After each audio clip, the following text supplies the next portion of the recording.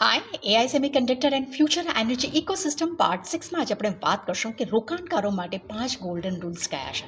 નમસ્કાર. અત્યાર સુધીમાં આપણે આ સિરીઝમાં સમજ્યા કે AI, data scientist, renewable energy અને સેમિકન્ડક્ટર એકબીજાની સાથે સંકળાયેલા એક ઇકોસિસ્ટમ છે.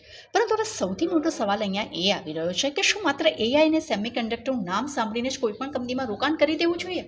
તો જવાબ છે જી ના, કારણ કે રોકાણ કરવા માટે 5 ગોલ્ડન રૂલ્સ અહીંયા સમજવા ખૂબ જ જરૂરી છે. આવો આપણે એને સ્ટેપ બાય સ્ટેપ સમજવાની કોશિશ કરીએ. પહેલો છે વેલ્યુએશન. તો કોઈ પણ કંપનીના વેલ્યુએશન કેવા છે તે જાણવા ખૂબ જ અહીંયા અગત્યના છે, કારણ કે આપણે જોઈ રહ્યા છીએ કે કોઈ પણ કંપની જે છે તે એઆઈ અને સેમિકન્ડક્ટર સેક્ટરમાં કામ કરે છે એટલે તેમાં તરત જ રોકાણ કરી દેવું જોઈએ. તો આ વિકલ્પ સૌથી ખોટો છે, કારણ કે અહીંયા સમજવાની જરૂરત છે કે કયો સ્ટોક જે છે તે કયા પી રેશિયો પર કામ કરી રહ્યા છે, તેના વેલ્યુએશન કયા છે, કઈ થીમ પર કંપની જે છે અહીંયા કામ કરી રહી છે, તેનું કામ કેવી રીતે ચાલી રહ્યું છે, તેના વેલ્યુએશન કેવા છે, આ બધું જાણ્યા બાદ અહીંયા તમારે રોકાણ કરવું જોઈએ.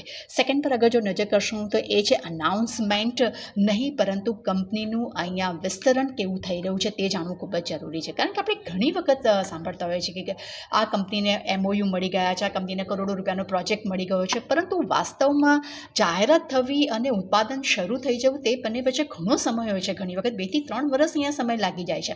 એટલે તમારે જાણવું ખૂબ જ જરૂરી છે કે કંપનીની ઓર્ડર બુક કેવી છે, તેનું કેપેક્સ કેટલું છે, તે કેપેક્સ પર કેટલું કામ કરી રહ્યા છે, કમર્શિયલ ઉત્પાદન અહીંયા શરૂ થયું છે કે નહીં, આ બધું જ જાણવું ખૂબ જ જરૂરી છે. ત્રીજો નિયમ છે એ છે પ્યોર પ્લે, કે અહીંયા ડાયવર્સિફાઈડ કહી શકાય. તો કે બધી જ કંપનીઓનું જે એક્સપોઝર છે અહીંયા એક સરખું નથી હોતું. કેટલીક કંપનીઓના મોટા ભાગનો જે બિઝનેસ જે છે તે સેમિકન્ડક્ટર અથવા તો એઆઈ સાથે જોડાયેલો હોય છે, જ્યારે કેટલીક મોટી કંપનીઓનો બિઝનેસ છે માત્ર 5 થી 10% જ હોય છે.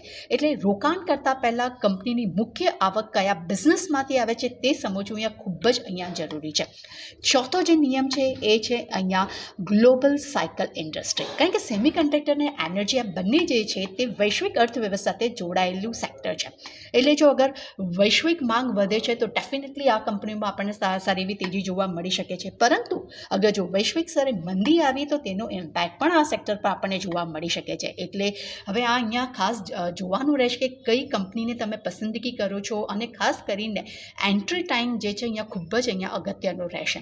પાંચમી અને સૌથી અગત્યનો નિયમ છે એ છે આ થીમને ગેટ રીચ ક્વિક તરીકે આપણે અહીંયા જોઈ રહ્યા છે.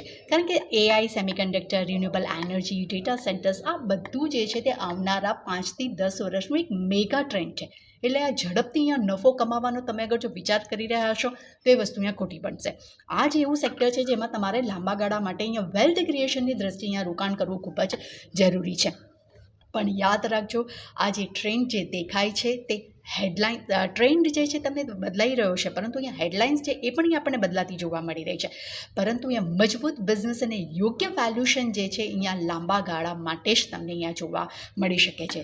પરંતુ આ જે સમગ્ર સિરીઝનો જે હેતુ જે છે મારો તમને કોઈ પણ સ્ટોક ખરીદવાનો કે વેચવા માટેનો નથી. આ ખાલી એક તમને સલાહ આપી રહી હતી. તમને તમારી પાસે હું AI, semiconductor and future energy ઇકોસિસ્ટમને સરળ ભાષાને સમજાવવાનો અને રિસર્ચ કરવાનો મેં તમારી આગળ એક પ્રયત્ન કર્યો છે, અને મેં મારું જે રિસર્ચ છે તમારી આગળ મૂક્યું છે. જો તમને મારી આ સિરીઝ ગમી હોય તો મને લાઈક કરજો અને મને શેર પણ કરજો. Thank you.